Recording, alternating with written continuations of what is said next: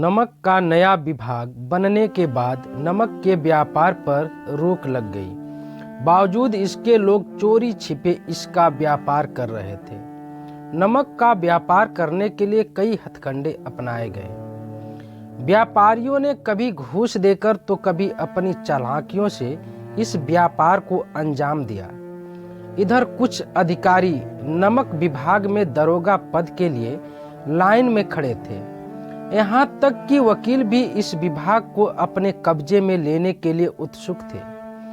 यह बात उस वक्त की है जब लोग अंग्रेजी शिक्षा और ईसाई धर्म को एक ही समझते थे। इस दौरान फारसी का भी ज्यादा प्रभाव था।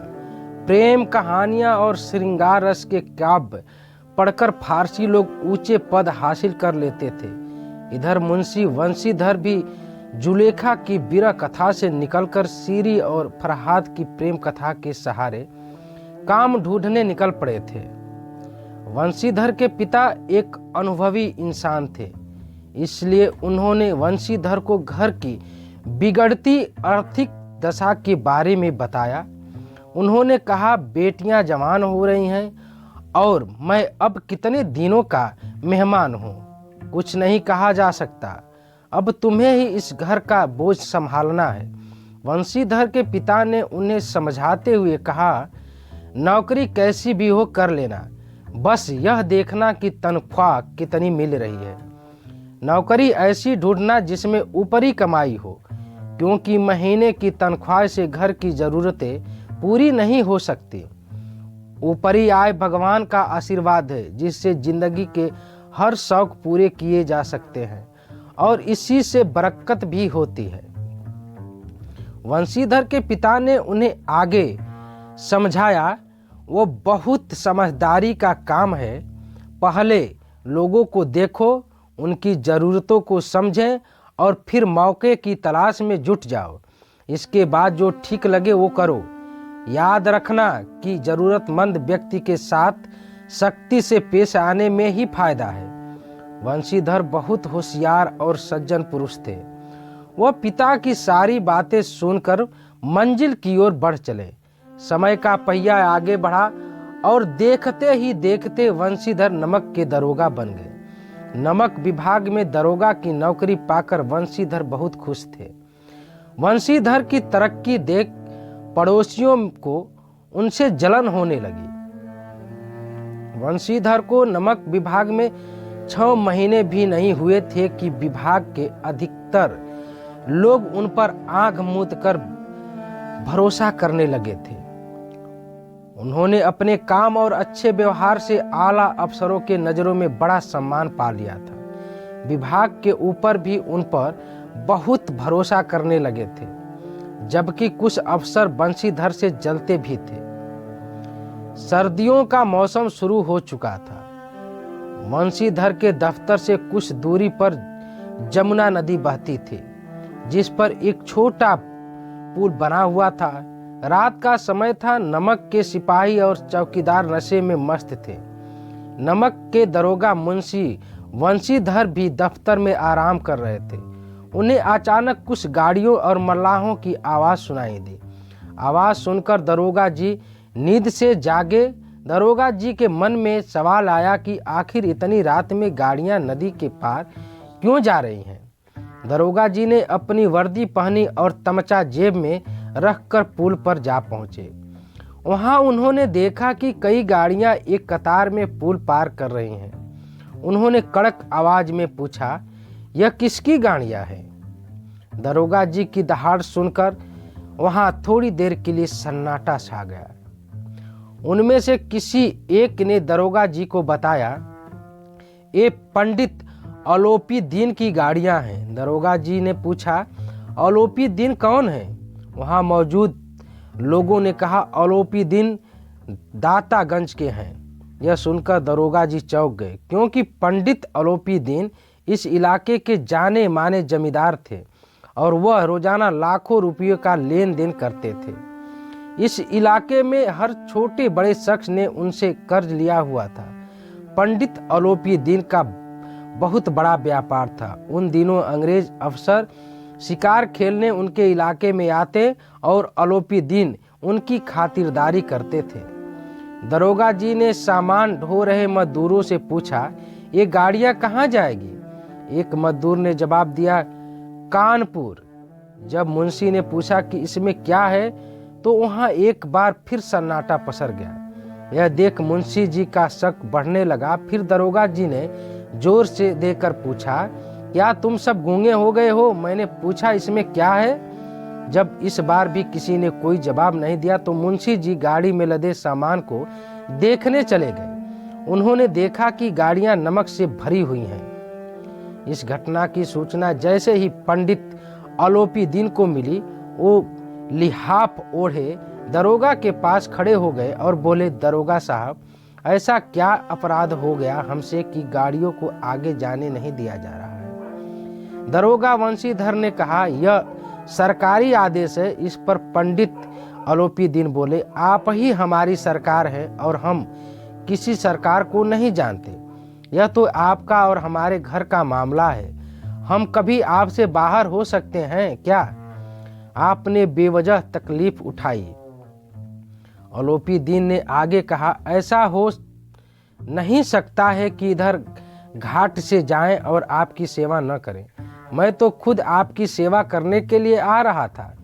लेकिन वंशीधर पर पंडित आलोपी दीन की बातों का कोई असर नहीं हुआ। वंशीधर एक ईमानदार दरोगा थे, इसलिए आलोपी दीन की घूस लेने की बात पर बोले, मैं उन अफसरों जैसा नहीं हूं जो पैसों के लिए अपना ईमान बेच देते हैं। मैं आपको हिरासत में लेने आया हूं और आपको मेरे साथ चलना होगा। मेरे पास बात करने का समय नहीं है। इतना कहकर दरोगा जी ने जमींदार बदलू सिंह से आलोपी दीन को हिरासत में लेने को कहा।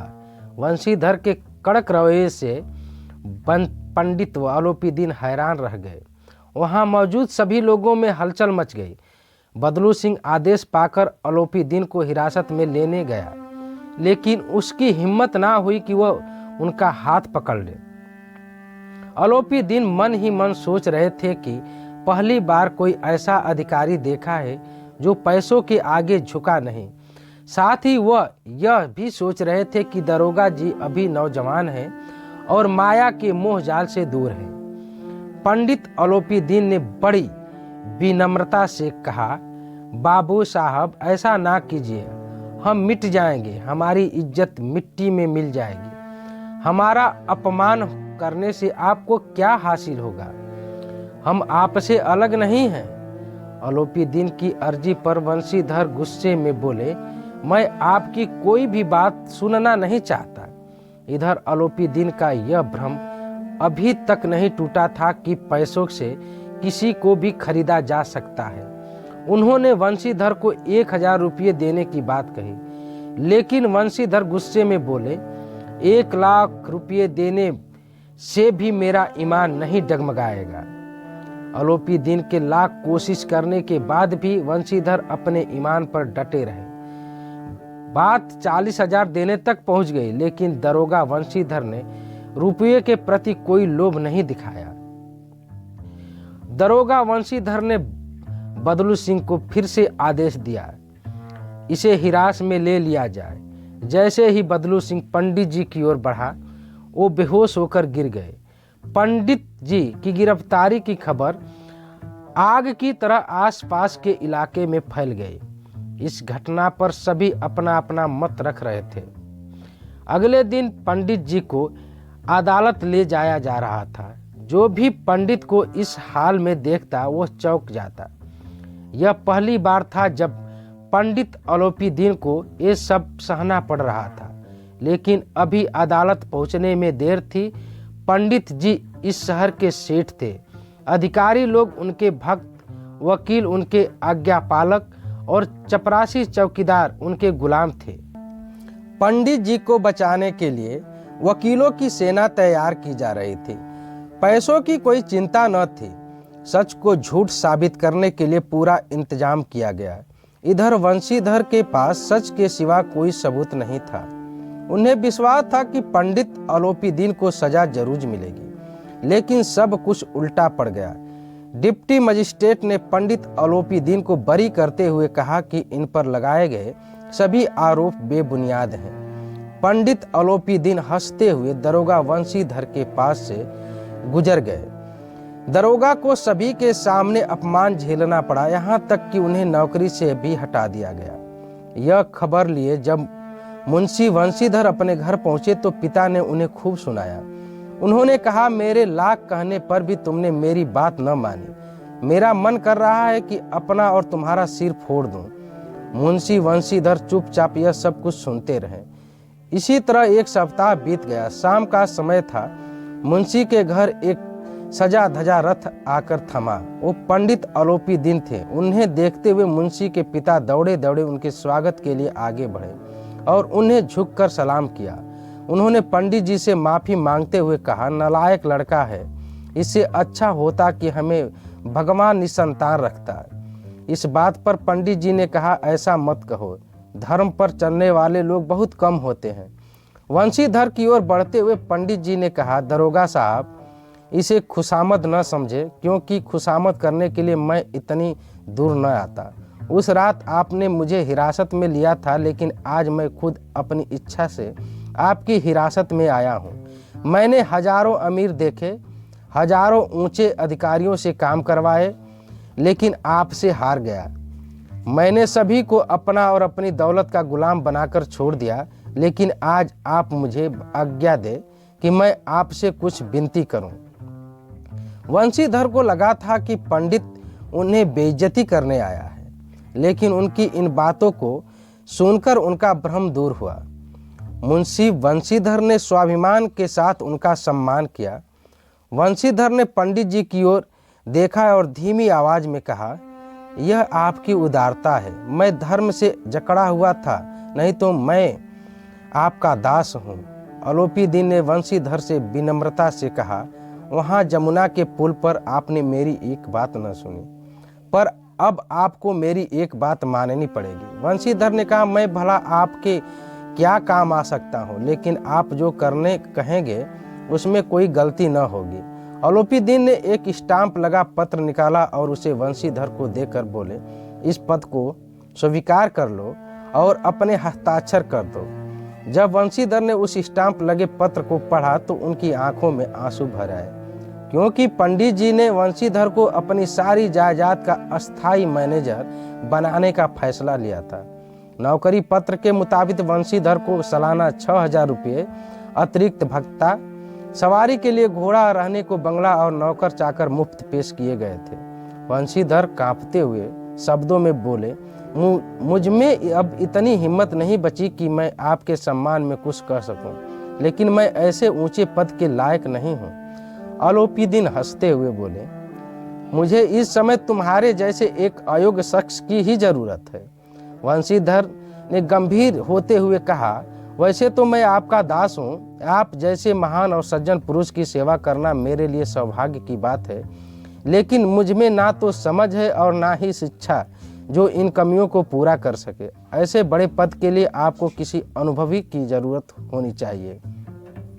वंशीधर की बात सुनकर अलोपीदीन ने वंशीधर को कलम थमाते हुए कहा, मुझे ना तो समझदार इंसान की चाह है और ना किसी अनुभवी शख्स की।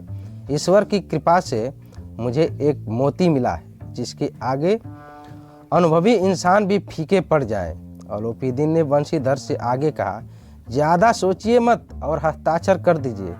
ईश्वर से यही प्रार्थना करता हूँ कि वह आपको नदी तट वाला रौबदार, ईमानदार, कठोर और धर्मनिष्ठ दरोगा बनाए रखे। इतना सुनकर वंशीधर की आंखों में एक बार फिर आंसू आ गए। उन्होंने पंडित जी की ओर श्रद्धा भाव से देखा और नौकरी पत्र पर हस्ताक्षर कर दिए। यह देख अलोपीदीन ने मुंशी वंशीधर को अपने गले लगा लिया। कहानी से सीख।